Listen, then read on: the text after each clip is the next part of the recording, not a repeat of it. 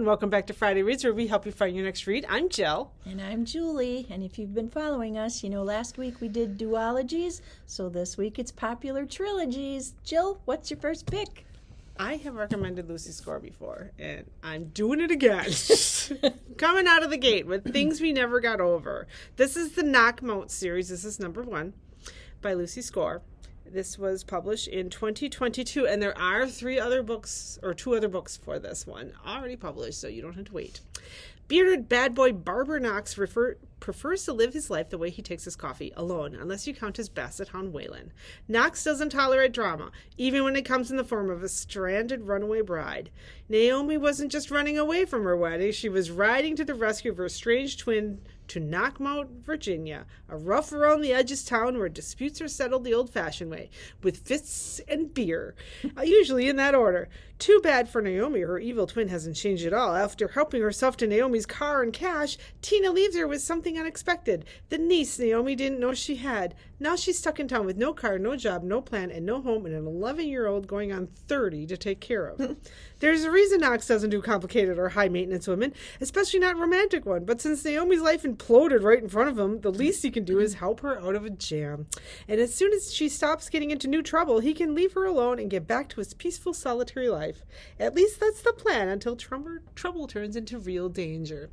So the next ones, Things We Hide from the Light and Things We Left Behind, follow different brothers. Like these brothers, they're the Morgan brothers, I think. So as they find love. She's one of the authors I have on my, you should read a book by her list, because I have never. My first pick is actually from the trilogy that I'm currently reading, and this is the first book. This is The Waterkeeper by Charles Martin. This was published in 2020, and it's followed by The Letter Keeper and The Record Keeper, which is the one I'm currently in. It's a riveting story of heroism, heartache, and the power of love to heal all wounds. Murphy Shepard is a man with many secrets. He lives alone on an island, tending the grounds for a church that has no parishioners, and he's dedicated his life to rescuing those in peril. But as he mourns the loss of his mentor and friend, Murph himself may be more lost than he realizes. When he pulls a beautiful woman named Summer out of Florida's intercoastal waterway, Murph's mission to lay his mentor to rest at the end of the world takes a dangerous turn. Drawn to Summer and desperate to find her missing daughter, Murph is pulled deeper and deeper into the dark and dangerous world of modern-day slavery. With help from some unexpected new friends, including a faithful Labrador he plucks from the ocean and an ex-convict named Clay, Murph must race against the clock to locate the girl before he is consumed by the secrets of his past and the ghosts who tried to bury them. So all 3 books, Murphy Shepard is the main character, and it's his story with his new wife in one of them and his kids and his modern-day slavery recovery of a lot of kids who get sold. So, wow. Yeah, The Waterkeeper, Letter Keeper, and The Record Keeper. So my next one's kind of on the same vein. I kind of took a romance version of this. This is the number 1 in The Boyfriend Project by Farrah Roshan. The Boyfriend Project. This is followed by The Dating Playbook and The Hookup Plan, which are all published. This was published in 2020. If you love Jasmine Guillory or Abby Jimenez, this might be the series for you. What happens when 3 women discover, thanks to the live tweeting of a disaster straight, that they've all been duped by the same man? They become friends, of course. Samaya Brooks never thought she would be that girl, but a live tweet of a horrific date just revealed the painful truth. She's been catfished by a 3-timing jerk of a boyfriend. Suddenly, Samaya, along with his 2 other girlfriends, London and Taylor, have gone viral online. Now the 3 new besties are making a pact to spend the next 6 months investing in themselves. No men, no dating, and no worrying about their relationship status. For once, Samaya is putting herself first, and that includes finally developing the app she's always dreamed of creating, which is the exact moment she meets the deliciously sexy, honey-eyed Daniel Collins at work. What are the chances? When it comes to love, there's no such thing as coincidence, but is Daniel really a boyfriend material, or is he just too good to be true? The Boyfriend Project. My next pick is The China Rich Girlfriend and Rich Problems, and this one, the kickoff, The Crazy Rich Asians, all in the Crazy Rich Asians trilogy. So this is the debut novel about 3 super rich pedigreed Chinese families and the gossip, backbiting, and scheming that occurs when the heir to one of the most massive fortunes in Asia brings home his ABC, American-born Chinese girlfriend, to the wedding of the season. When Rachel Chu agrees to spend the summer in Singapore with her boyfriend, Nicholas Young, she envisions a humble family home, long drives to explore the island, and quality time with the man she might one day marry. What she doesn't know is that Nick's family home happens to look like a palace, that she'll ride in more private planes than cars, and that with one of Asia's most eligible bachelors on her arm, Rachel might as well have a target on her back. Initiated into a world of dynastic splendor beyond imagination, Rachel meets Astrid, the it girl of Singapore society, Eddie, whose family practically lives in the pages of the Hong Kong Socialite magazine, and Eleanor, Nick's formidable mother, a woman who has very strong feelings about who her son should and should not marry. It's uproarious, addictive, and filled with jaw-dropping opulence. It's an insider's look at the Asian jet set, a perfect depiction of the clash between old money and new money, between overseas Chinese and mainland Chinese, and a fabulous novel about what it means to be young, in love, and gloriously, crazily rich. So also came out as a movie. Probably a lot of people saw the Crazy Rich Asians movie. So again, this book is followed by China Rich Girlfriend and Rich People Problems. So Crazy Rich Asians trilogy. Rich people have problems too. This is another romance. This is The Bright Falls. This is number 1, Delilah Green Does Not Care by Ashley Herring Blake. It is followed by Astrid Parker Doesn't Fail and Iris Kelly Doesn't Date. Delilah Green swore she would never go back to Bright Falls. Nothing is here for her but memories of a lonely childhood where she was little more than a burden to her cold and distant stepfamily.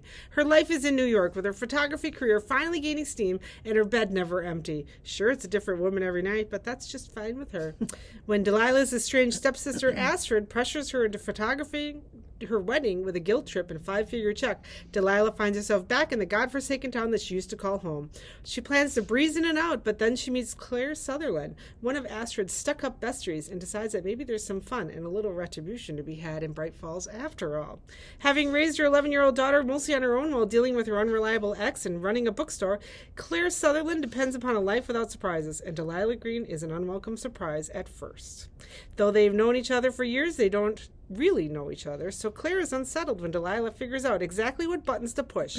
When they're forced together during a gauntlet of wedding preparations, including a plot to save Astrid from her horrible fiancé, Claire isn't sure she has the strength to resist Delilah's charms. Even worse, she's starting to think she doesn't want to. Delilah Green doesn't care. My next pick is a trilogy I finished up this winter, and this is Frederick Bachman's Beartown, which was published in 2016. That's the first book in the trilogy. It's a dazzling, profound novel about a small town with a big dream and the price required to make it come true. People say Beartown is finished. It's a tiny community nestled deep in the forest. It's slowly losing ground to the ever-encroaching trees. But down by the lake stands an old ice rink built generations ago by the working men who founded the town. And in that ice rink is the reason people in Beartown believe tomorrow will be better than today. Their junior ice hockey team is about to compete in the national semifinals, and they actually have a shot at winning. All the hopes and dreams of this place now rest on the shoulders of a handful of the teenage boys. Being responsible for the hopes of an entire town is a heavy burden, and the semifinal match is the catalyst for a violent act that will leave a young girl traumatized and a town in turmoil. Accusations are made, and like ripples on a pond, they travel through all of Beartown, leaving no resident unaffected.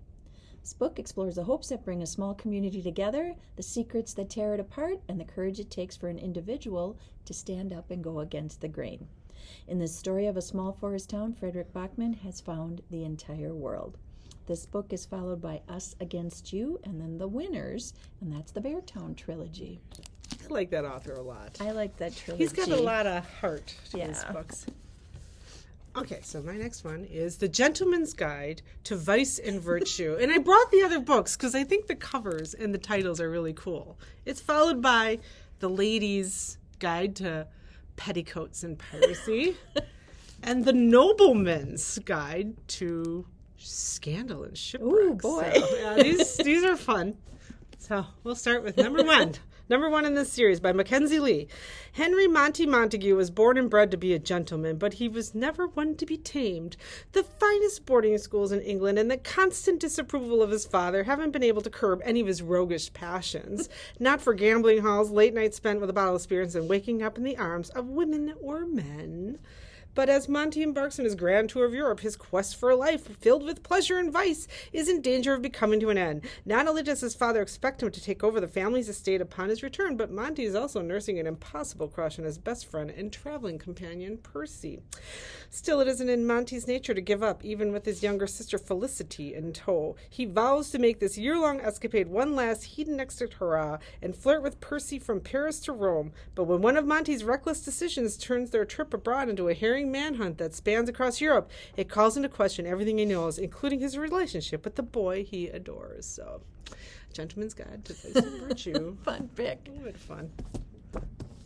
My fourth pick comes from our YA collection, and this is To All the Boys I've Loved Before by Jenny Han. This book was published back in 2014, and this is now a Netflix film.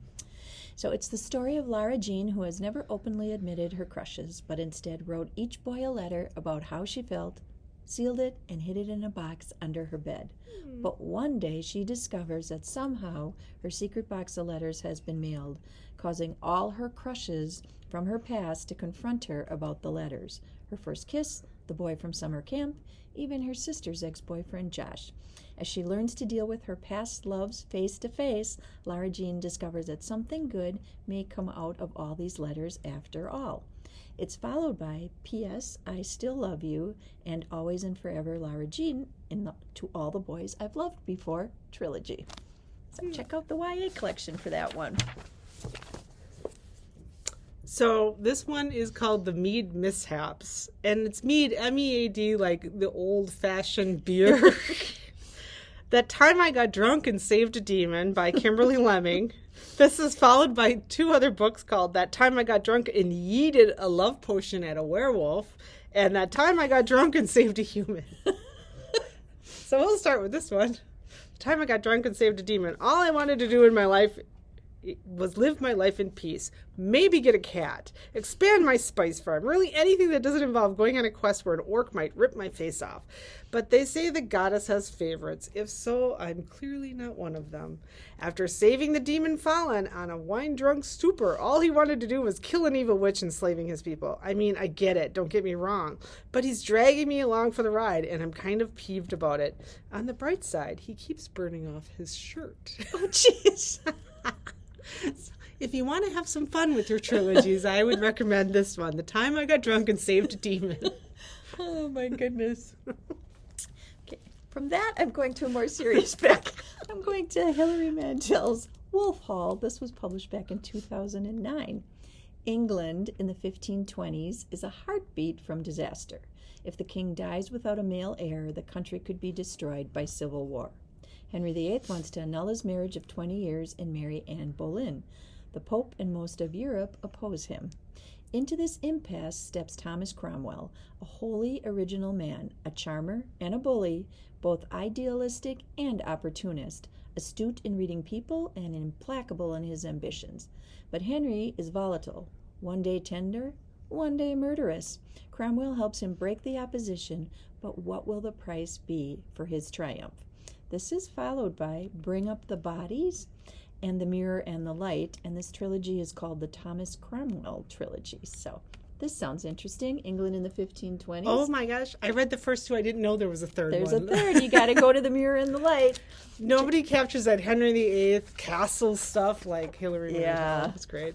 Well, we hope that if you want to start a trilogy and have 3 books that you can read, because some of you fast readers kind of like that when you can have another one following you. Oh, gosh, yeah. And sometimes I just want something that's a little shorter than some of the really long series that we have. So check out some of our trilogy picks. Thanks for watching. Find us on our Facebook page, Kimberly Public Library's YouTube channel, our website. And until next time, thanks. Bye. Bye.